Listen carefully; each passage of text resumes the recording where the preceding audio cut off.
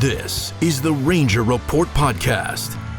News, insights, predictions, interviews, and information about the Texas Rangers from the major leagues to the minor leagues. And now, here are your hosts, Ben Dieter and CJ Berryman.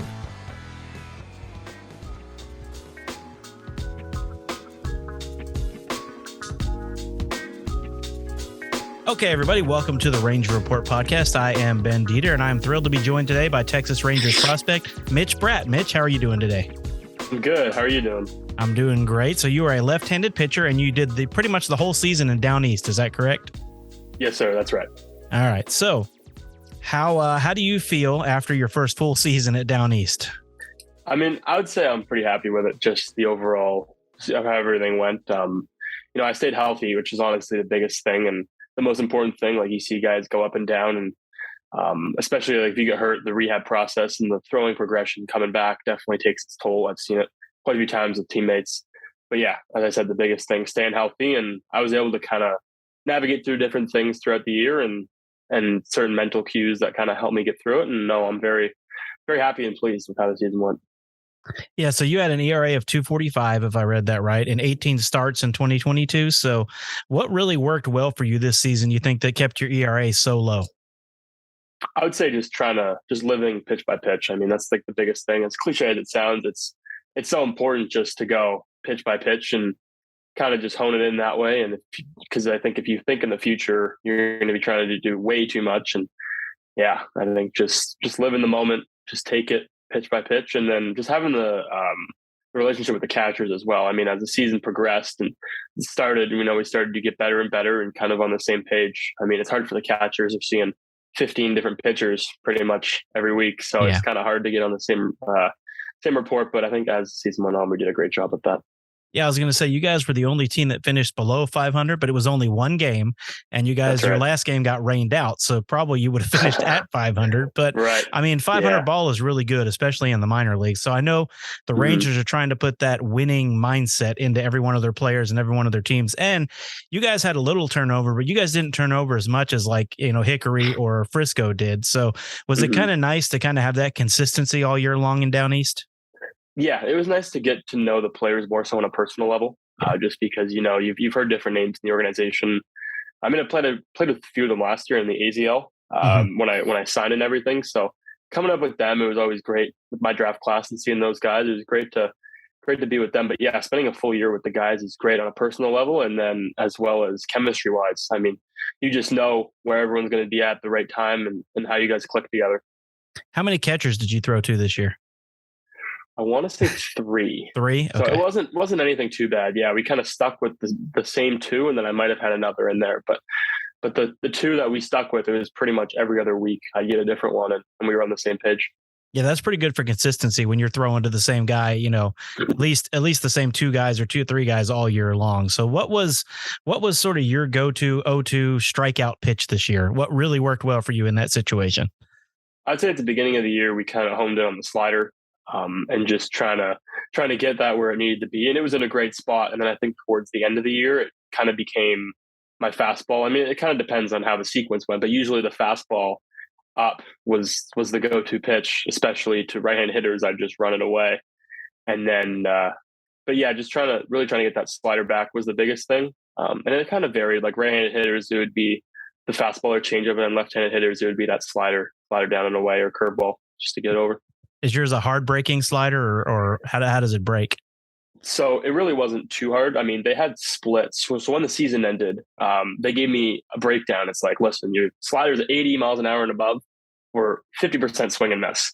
And the ones below were not 50% swing and miss. Yeah. And then, so like metric wise, they kind of wanted to tighten it up and throw it a little bit harder. So I went to Instructs, and I was in strictly the pitch development group. And all we worked on was just getting feel for a new slider and a new grip, and then just trying to do a bit of a change of scenery, just some different, not facing many hitters. And then it jumped from 78 to 82 to 85 to 88, just a minor tweak with the hand. And it's more so like a cuttery slider, but I mean, at the same time, I faced hitters for 2 weeks, and they had a hard time picking it up. And I talked to them after, and they're like, yeah, that thing is way better than before. So Do you think it was the progression of learning to pitch better or what? Because it seemed like it last year, once you got drafted, you went to the Arizona Fall League or the Arizona League and you pitched in here and you had similar ERAs in both places. Normally when you make the jump, you would expect your ERA to go up as well. Do you think your pitching coaches did a good job in you of adjusting to, were the hitters a lot better in Down East, or were they kind of the same? I would say they were a little bit better. I mean, the top of the lineup would always give you a challenge. I'm not saying the bottom guys weren't either, but there were a few guys that we had to watch out for. And then especially like top of the lineup guys, you really have to pitch around them. And we kind of follow a certain report. So we'd sit down at the beginning of the week and be like, listen, we're facing so-and-so and he doesn't hit a fastball up, or he can't hit a slider down, or just certain scenarios like that. So if we'd go through that. And then another thing that I kind of learned, more so mental. I learned a lot of different mental cues this year compared to physical, because I mean we're all pretty much the same ability. It's just who can stay consistent the longest. And with that, I think we sat down with the pitching coach after a bad outing. Listen, this was bad. He's like, what are you talking about? Yes, it was bad, but what can you learn from it? Yeah. So it's like, oh, something different, right? So something new that I never really thought of, and I kind of took that in stride. And that was the beginning of the year. And then once the year kind of went on, that's when I started to learn different things and success really came. I know the mental grind is the hardest part of baseball, and especially for a pitcher, if your favorite pitcher, your best pitch isn't working that night, you have to adjust to something else. So how was it difficult, or it sounds like you had a good mindset? They worked on that for you. Was it difficult, say, if your fastball, you just couldn't hit the strike zone with your fastball? Were you able to adjust in game pretty well? I think towards the end of the year, I did a better job with that. Initially, I had struggled. I would lose feel for a slide or whatever, and I'd just throw it away. Yeah. And then we talk with the pitching coaches, and they're like, you have a guy 0-2. Why wouldn't you just kind of flip one in and just see where it's at? And if it's a ball, it's a ball. It's 1-2. Like, it's not a big deal. So as the season went on, I kind of learned different things that helped me progress in that way. And if I didn't have feel for a pitch, I'd just throw an account that really didn't matter where it would go, to be honest. So and just kind of base it off that. But that's pretty much it. Yeah, especially if you got the bases empty. It doesn't matter if you bounce it 5 feet in front of the plate. I mean, that's right. I don't know if you saw in the playoffs the other day where Jerkson Profar swung at a ball that was like 5 feet in front of the plate. Yeah, Clayton Kershaw threw it for him, bounced like 5 feet early. So you never know. Sometimes the batter's going to swing no matter what, even pros. Right, that's right. So you traveled a lot this year, and I guess you guys travel on a bus, right? That's right. Because everything's pretty close around where you are in North Carolina, is that right? Yes. North Carolina. That's right. Yeah. I mean, wasn't too bad. I mean, the furthest one was like 6 hours. Oh, that's not bad. To Charleston or Delmarva up north. Yeah. So no, it wasn't anything too bad. But the only problem that kind of sucked is I was pitching on Tuesdays, and those are travel days on the road because I was pitching on Tuesdays, and that's every Monday off. So that's right. The Monday off, and then the Tuesday travel day. Yeah.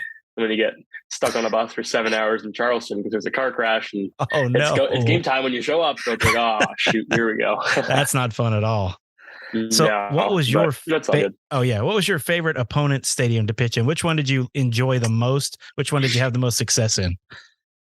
I'd say my favorite stadium on the road would be Fredericksburg Nationals with the Nationals affiliate. So I was in Virginia, and I think they just kind of gave us they treated us amazing. And Clubhouse, I think it was a new stadium, and just everything about it was just amazing. It kind of helps I pitched well there, but I mean everything there was top notch. I really had a great time.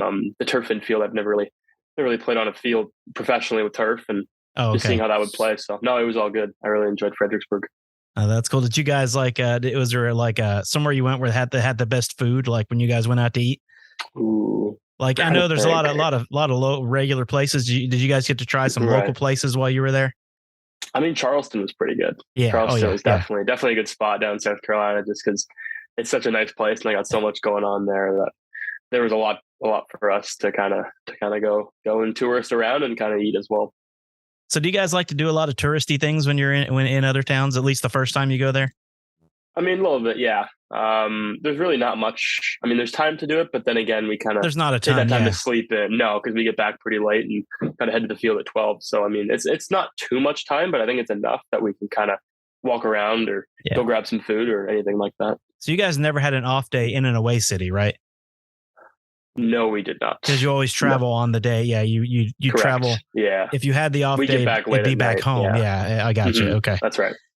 All right. That's So a lot of pitchers do a lot of different things during the off season to keep your arm. First of all, you need a little rest. But what do you have a program? What are your plans for this off season going into 2023? So this offseason, I came back home. I'm from Toronto, or just outside of Toronto, Canada. Yeah. So it's a little bit chilly out here. It's a little bit different coming from Phoenix all the way over here. So, I mean, I shut my arm down until the 25th, I want to say. Okay. Just kind of gave it a rest, give it a break. And then I'm very fortunate to have an indoor facility that I'm able to go into and throw pretty lengthy distances. So I'll be able to kind of go in there, and they have a great workout facility. So get all my work in that I need there. And then I'm going to be following the Rangers stuff that they give me, throwing program and lifting program as well for the off season. And then probably go back in like mid-January back to Arizona. Okay. Because the complex, because it makes more sense to throw in front of coaches outside compared to being on a turf mound indoors with nobody around me. So yeah, that makes perfect sense. All right. So you are, that's right. You are from Canada, but you played in Georgia, right? When the pandemic hit.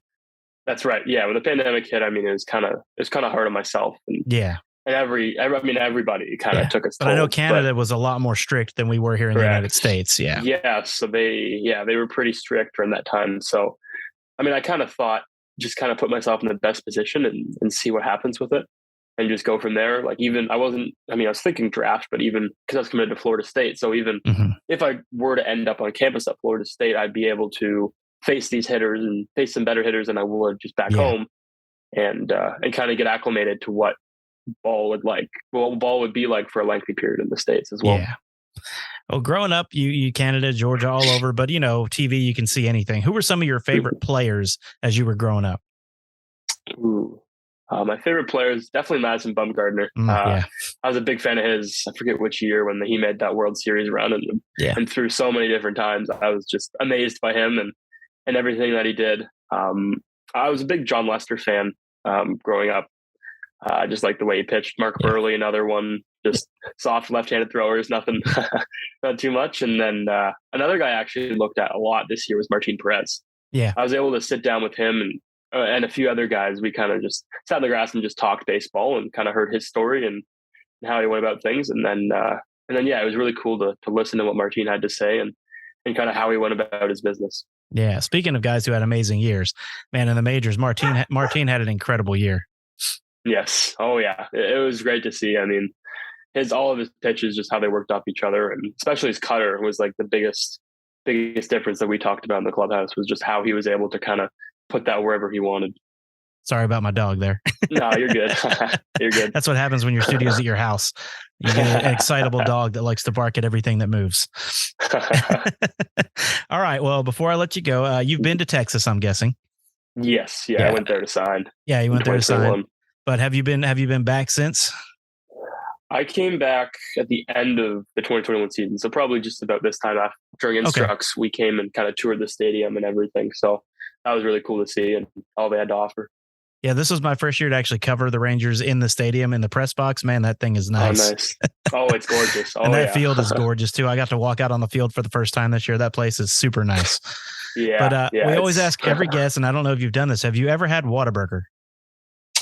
I've not. Yeah. See, I didn't think because you're playing in Carolina, and then and then you've only been to Texas a few times. So when you get to Frisco, we're gonna have to have you back on, and then you're gonna have to tell us what you thought of Whataburger. Okay, I can do that. I know there's some in Arizona. They're kind of I was gonna say, and actually, I plan on being in spring training this year. So if you hadn't had it yet, I'll buy you some Whataburger and see what you think of it. Sounds good. Let's do it. Yeah, I had. Go ahead. Yeah. Well, I wasn't In-N-Out gave me food poisoning first try, so we're gonna stay away from that. Yeah, see, Texans like you even more now because we don't like In-N-Out because it's Whataburger's competitor. So that's good, man. I mean, I'm not glad you got food poisoning. Don't get me wrong. But No. I understand. No, you're good. All right, Mitch. Well, I really appreciate the time today, sir. Yeah, no worries. Thank you for having me on. I really appreciate it. Yes, sir. That's Mitch Bratt, left-handed pitcher for the Texas Rangers.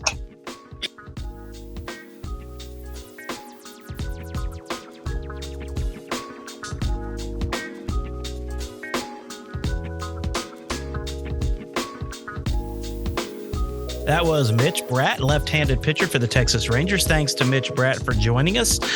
This is episode 149. We have episode 150 coming up next. We will have a big leaguer on that episode to talk to, so you guys tune in for that. We will have some Twitter Spaces coming up soon with some live broadcasts, so be sure to stick around for those as well.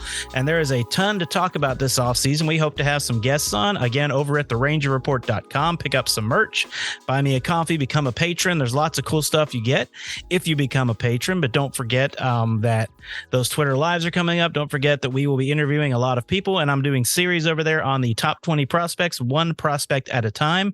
Number 20 for the Ranger Report prospect countdown was Jonathan Ornelas. So if you want to go read that one, that's great. We are in the process of trying to get him on the show as well. I'm going to try to get the majority of the top 20 prospects on so that when we talk to him, then I can use that some quotes in the articles as well. But Mitch Bratt, I'm not going to tell you where he landed on my list yet, but he is in my Rangers top 20 prospects. 19-year-old from Canada, had a great year. If you didn't hear in the interview earlier, 2.45 ERA during the season and 18 starts. So that is a really good year for the 19-year-old at Down East. Got a good head on the shoulders. Was a lot of fun to interview. So hopefully you guys enjoyed that. And coming up later this week, we will be talking to a big leaguer for episode 150. That's right. Yeah, we have been on the air now for 600 years. So we are at episode 150. And thank you guys so much for all the support that you've shown us this year. We will see you guys on the next episode of the Ranger Report podcast, which will be episode 150. All right, guys, have a great night or day whenever you listen to this. Thanks for listening to the Ranger Report podcast. Find us on Twitter, Facebook, and at therangerreport.com.